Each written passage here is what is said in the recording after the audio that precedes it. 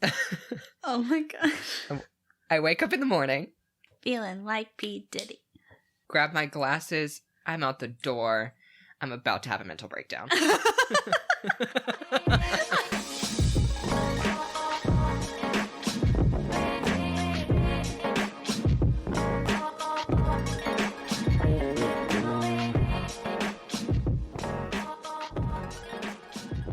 Alrighty. Hello, and welcome to another episode of New to the City.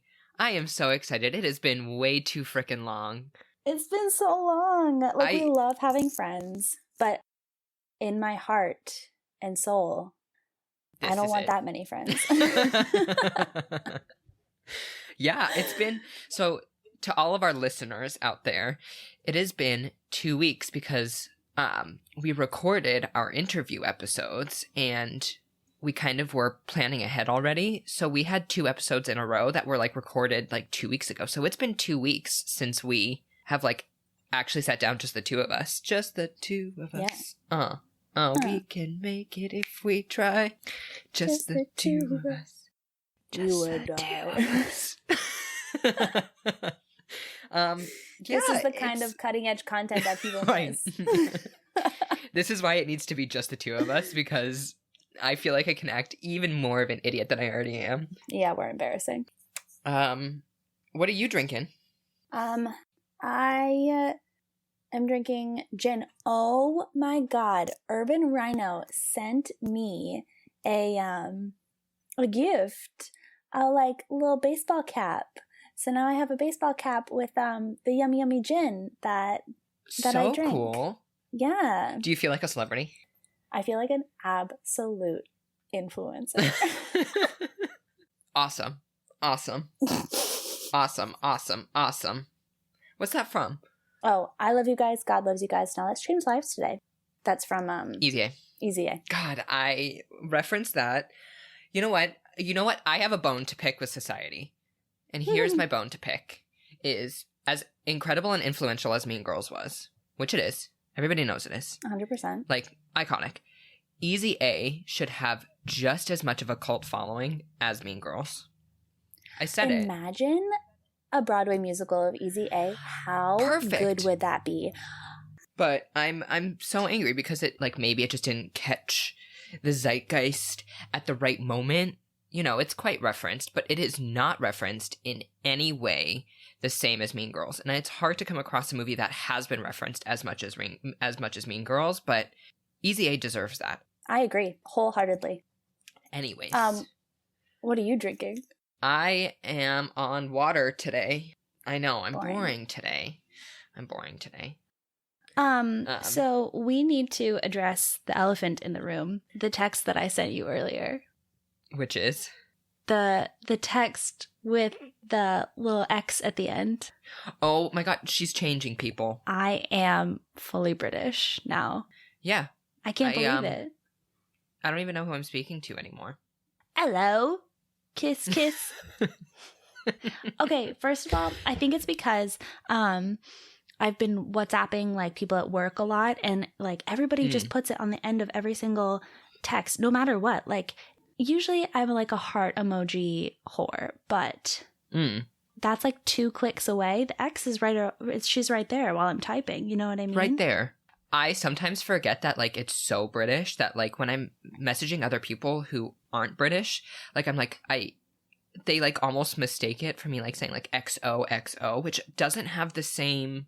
It's definitely a British thing of no matter what, even if you're messaging someone for the first time, you always just put an X at the end of your message. Yeah, where it's so weird. It's family members are the only ones in the US who use XOXO, and if you were to use that on someone you just met, they would probably block your number. XOXO are what teenage stalkers use to sign their ransom notes. That nobody uses that. It's very much a British thing. Jacob and I use it when it's just hey, I'm just running to the store X, and for us that means hey, I'm running to the store, so I probably won't have my phone. I love you. I will message you as soon as I can. That's what that X means. That X has a lot of fucking meaning. Yeah. So is that what she was trying to tell me when she's Lauren's going to cover for me at work, but I love you. Things are going to be fine. And yet we like definitely have different like X's as well. Like, hey, running to the store X, or like, hey, I'm heading to work X. Like, or it may be like, I don't know, like, I'm running to grab some sushi. Let me know if you want some X. That's like, let me know as soon as you can.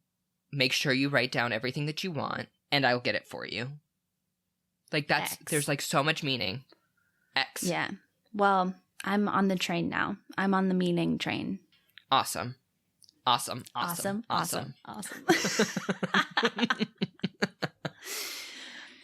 Okay. So. Tell me. Oh my God. Yesterday was March 3rd. Tell me. I have never, boy, are you in for a ride. I have never dealt with stress in my life as March 3rd of 2021. Everything, okay, so let me start off by saying my biometrics are done. My application was sent, and this morning at 10:13, the British consulate in New York has received my visa. So we're in the home stretch, see. guys. We are in the home stretch. But let me tell you yesterday. So, I don't know how your biometrics went and what you had to bring in and what you needed to do. But for me, my lawyer sent over a certain like number of forms that I needed to print out and to bring in. And one of those forms was, it was like an appointment confirmation saying, the date is March 3rd. This is your name. This is your birth date. Here is like a barcode. There's like a barcode on it as well, which I'm guessing is something for like the application office they'll kind of handle. And I went through it's like a private company called VFS. And they're kind of handling some of my visa stuff. And that's how I made my appointment. Yeah, same. I got my appointment and I was under the pretense that I had to go to the VFS location to get my biometrics done.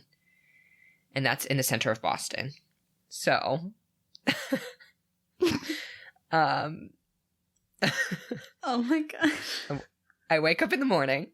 Feeling like P. Diddy. Grab my glasses. I'm out the door. I'm about to have a mental breakdown.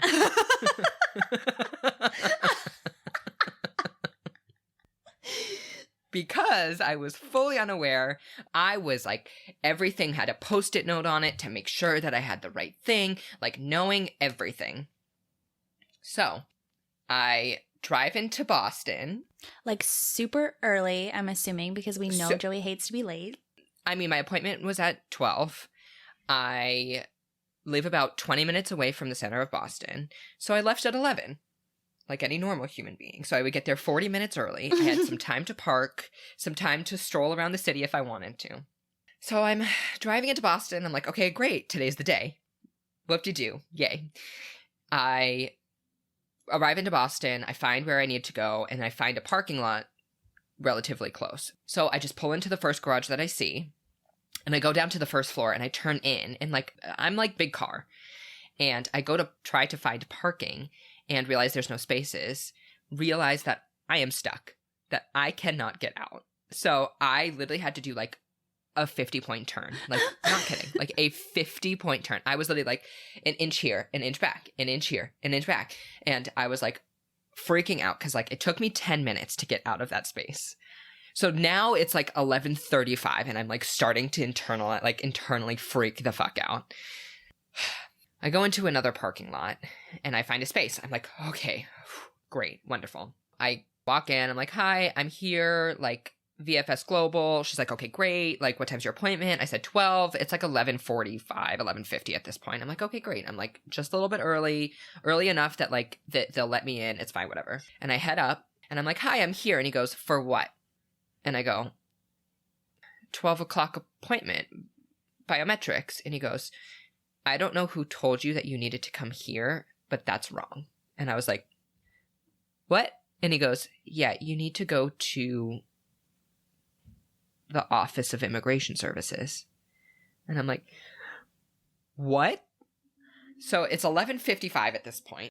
Oh my God. And I hand over my little confirmation and he highlights it and he goes, you're supposed to be at USCIS Boston. And I was like, I was told that I need it. Okay. Because the lawyer told you that, right? Yes, he sent over all the information. And that's what I understood.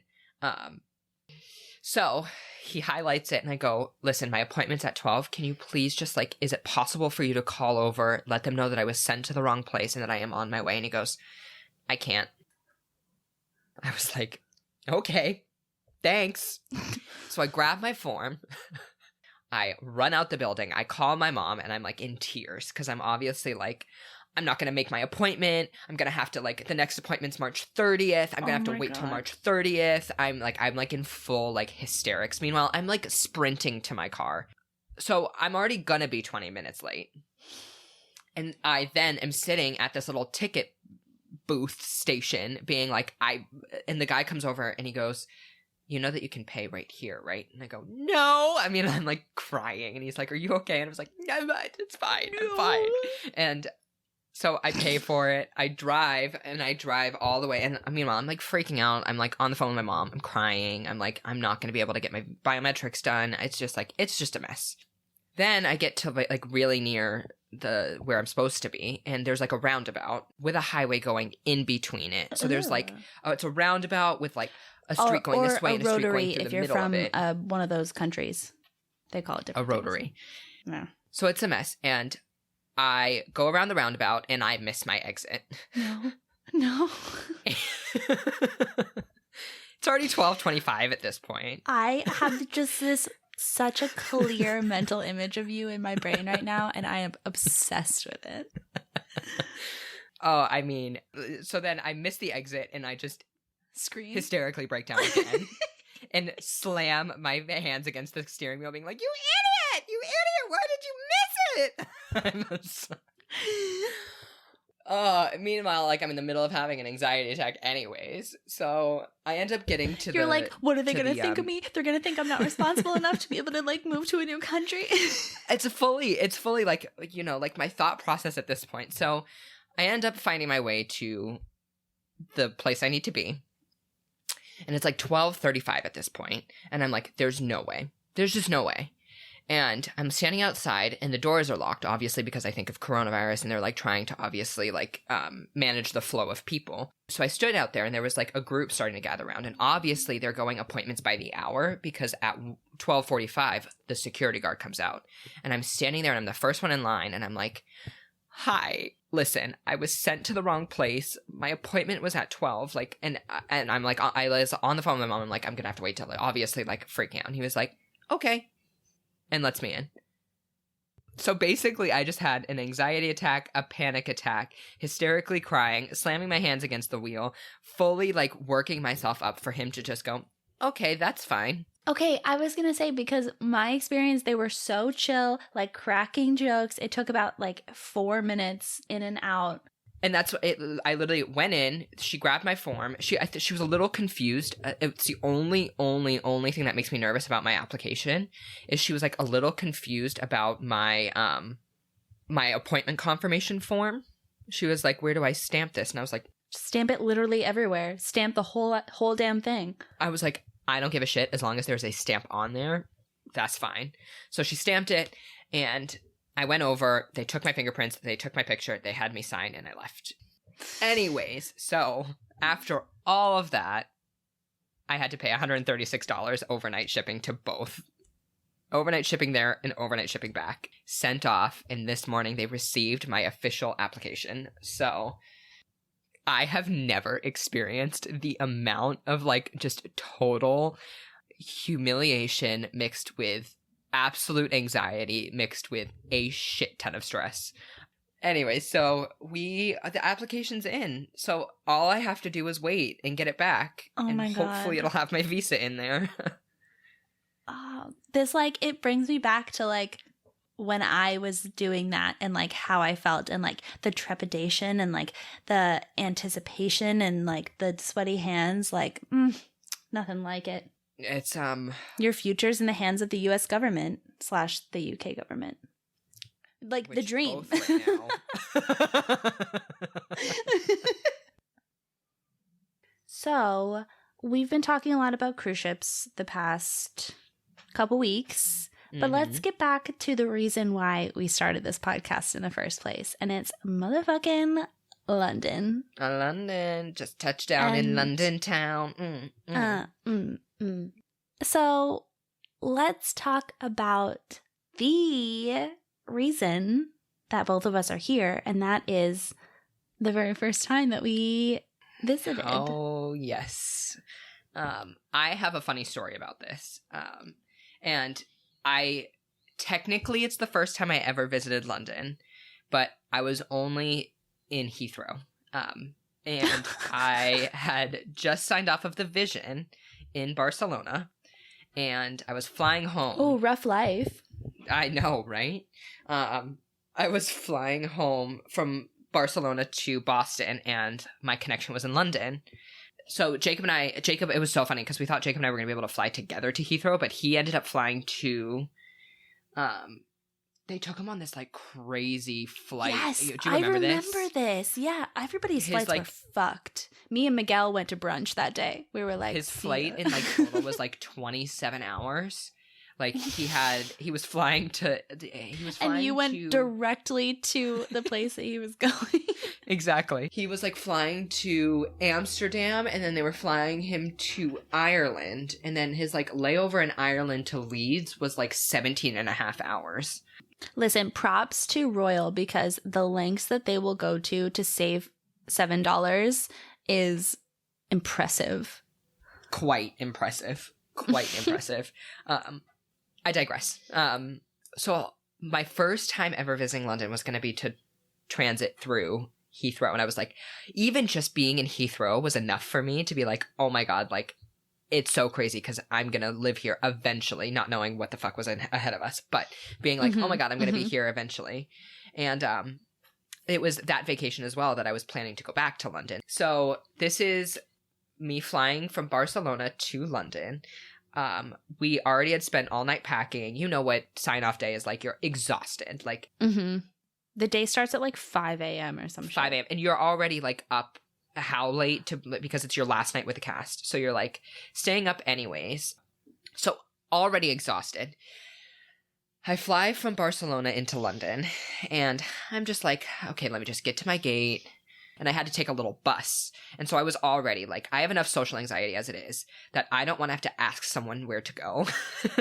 So I was stressed out, but I was like, I just want to like enjoy it. So I got on my bus already stressed out that I wasn't on the right bus going to the right place. Turns out I was, so it was fine. I go through security, and I am confronted by the rudest person I have ever met in my entire life. I was tired. I was stressed out. I was like, do I grab a tray and do you want me to put it individual? And he was like, yes. Have you ever flown before? And I was like, okay. And I was like, I need to take off my jacket. Like, cause like, I was like, I don't know what you expect from me. Like, I don't know what you need me to do. So I started taking off my shoes and I put them in. And then he was like, those need to go in the separate bin. And I was like, okay. And then like, he was like, your jacket needs to go in a separate bin. And like, at this point I have like 7 bins to myself. So like, hello, again, social anxiety of like, I have so much crap all in these different fucking trays that are all at the end of the security scanner. So I go through security, I grab all my stuff. Oh my God, can I just... I'm like running with like barefoot. That he said security scanner, like super Boston. Did I? No, I didn't. You said security scanner. Like sweater weather. He's passionate, folks. Keep going. So I grab all my stuff. I like have like my computer in one hand. I have my jacket and my shoes in another. I have my backpack on. I'm like struggling. And I sit down at my gate, still not having my shoes on because I was afraid that the security people were going to yell at me about like sitting down in a certain wrong place. So I have all my stuff and I sit down. I put my shoes and I put my computer away and I just start bawling. I start crying my eyes out. I'm so tired at this point. And then I'm so stressed. My social anxiety has shown up and I just sit down and I just start crying. And so that was my first ever trip to London. I was a And he's mess. Still there to this day, just sitting in a chair crying. And if you still hear sounds of a 21, 22-year-old crying endlessly, that's me.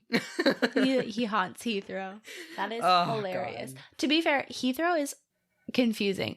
Maybe it's not confusing, but the first time I ever took a flight for Royal Caribbean was to Heathrow.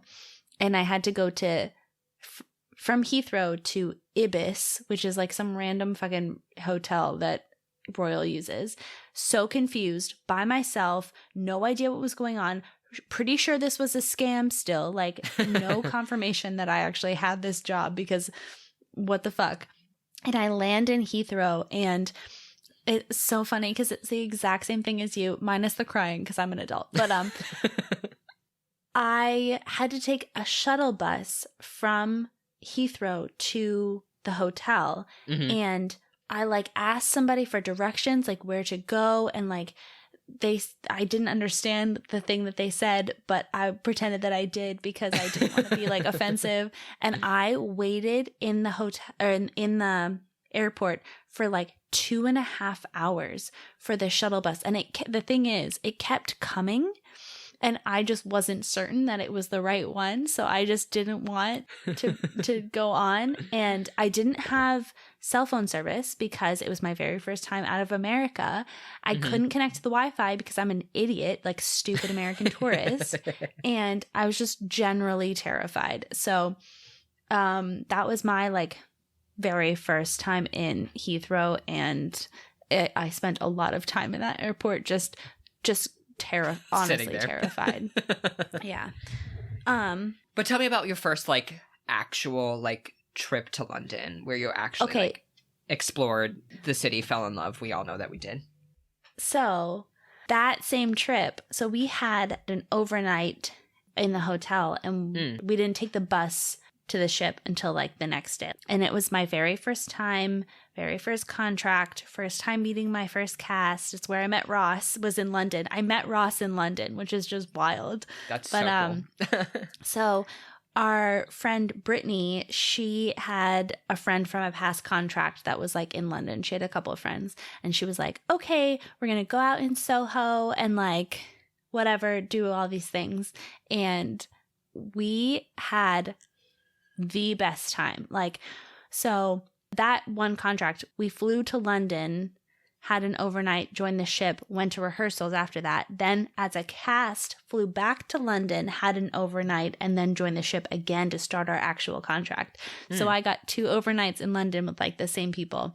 We went to Soho. Crazy. We got like porn star martinis, like such like tourist. I was like, oh my God, like living the dream. I'm going to use my credit card because I don't know what money is because I'm only like 21. Like, who gives a fuck? And the second time that we went, we did the hop on, hop off bus, but we only had like half of a day probably to do it. So technically I've seen like King's Cross Station, I've seen Buckingham Palace, I've seen the London Eye, I've seen like all of these places, but I saw them on a hop on, hop off bus, and I had like a limited amount of time, so I actually haven't like done the tourist thing yet. So I need to go back and like do all those things. But when you're on a cruise ship kind of schedule, you're like, I need to just check this shit off my list. The picture in a phone booth, telephone booth. We saw like 10 Downing Street. We were like, what's up to the Queen? And then me and someone else, we were like, we have to see King's Cross Station because of Harry Potter. And Ross and I have this really cute picture because they have these like little cutouts of the Harry Potter characters, and like me and Ross are like new best friends, and we're like posing with them. It's super cute. We're so young and stupid. But that was my like first time in London. We got sushi. The whole thing was just like, I could have done literally anything and be like, I'm doing literally anything in London. Yeah. Who am I? Like, what right do I have to be here? So my first experience of London ever was so like, I think about those trips, and it's wild too because that doesn't usually happen. Like, you have 24 hours to experience London. Go. Yeah. So crazy. So much fun. And like taking a double-decker bus for the first time and convinced that I was going to die because it was like on the wrong side of the road, and just naive and just so wild. It's so crazy like looking back on it now because it was my first time like actually being out on my own as a human in a different country. And like, I was such a little new hire. Like, oh, bless her. She was so stupid. Like, so cute. We all were. That's so like storybook movie, like literally arriving with like stars in your eyes, like running around, seeing everything. So like I can only picture like a Spice Girls mega mix in the background of you running around London and just like cutting in between. 100%. And so Brittany's friend like came with us, and I have this memory of us all like sitting at lunch or something, and I was like staring at him because he was talking, and he was like talking in a British accent, and I was like, he is so cool. And then it took me like 10 minutes to work up the nerve to like talk to him, and I leaned over the table. He was like talking to Brittany, they're actual friends, and I was like, I'm gonna interrupt this conversation, and I was like, do you watch Towie? Because I was obsessed with Towie at the time. And he was like, oh my God, like I'm friends with Bobby. Like he's on that show. And I was like, excuse me? You're friends with Bob? And then I monopolized his time for the next like 20 minutes. And we talked about Towie. Just talking about Towie. So funny. And she was like, okay, I haven't seen him in years, but sure, like go ahead. But okay. I was like, also. So my first actual trip to London. So I went home from the Vision after crying in Heathrow, went back to Boston, and Jacob actually flew out to meet me here so that he could meet like all of my family, to see Boston for the first time. Norwegian offers a flight from Boston to Paris, and it was super cheap and super direct. So Jacob and I were like, well, why not? Let's go to Paris for a night or two. And so we flew from Boston to Paris, and we went on a night out. Like we went for dinner. We went for dinner. I know. We went to dinner. This is like what like the relationship that people dream of. It like sometimes like I don't even like understand how I got so lucky. Like there are times when I'm like, yeah, like this is so crazy, but for the most part I'm like, this is just Jacob and I, this is just us doing what we do.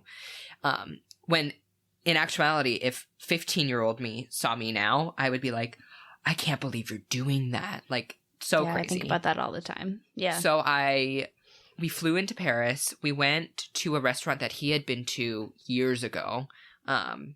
We got all dressed up. It was so much fun. And then the next day, we went to go see the Eiffel Tower, like all of that. We have a picture of us kissing in front of the Eiffel Tower, and every time I look at it, it makes me want to throw up, but also makes me like, oh. But we had a night and 2 days in Paris, and we decided to take a coach, which is basically just a giant bus.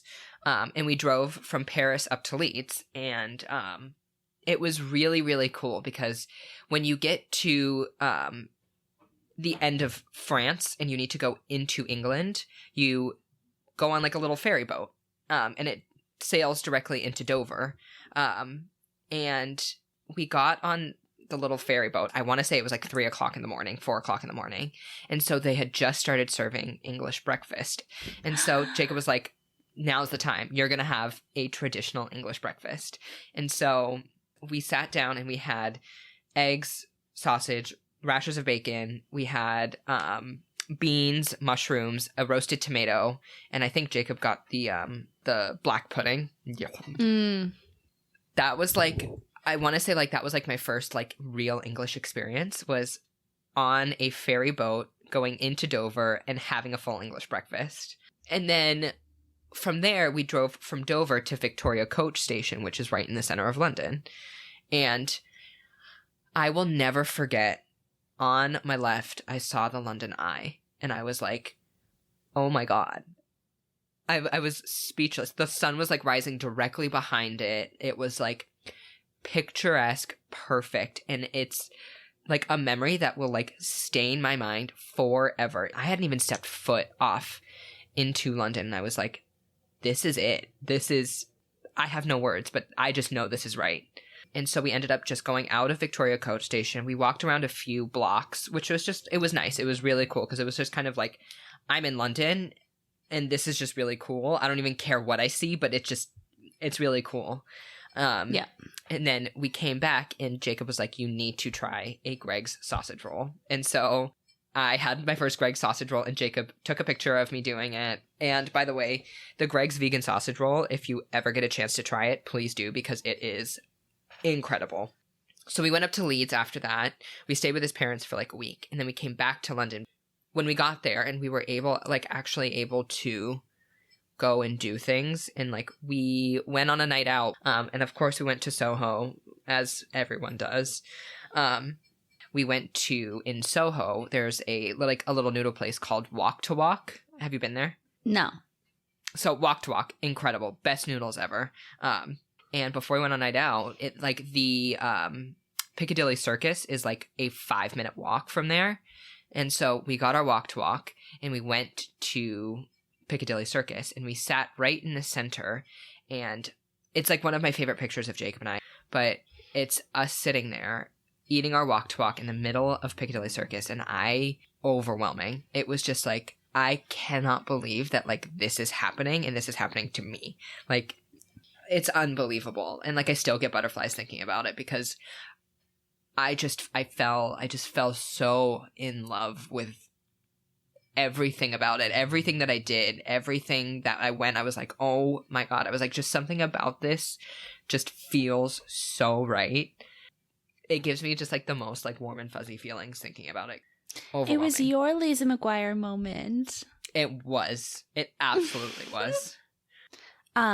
You telling that story actually brought up a memory for me from my first time in London, and it's my whole ass Brilliance cast taking the tube, and every time we stopped somewhere, the lady, the automated voice lady, would be like, "This is the line to Piccadilly and Cockfosters," and then the Americans would laugh every time when she said Cockfosters, and we thought it was the funniest shit we had ever heard.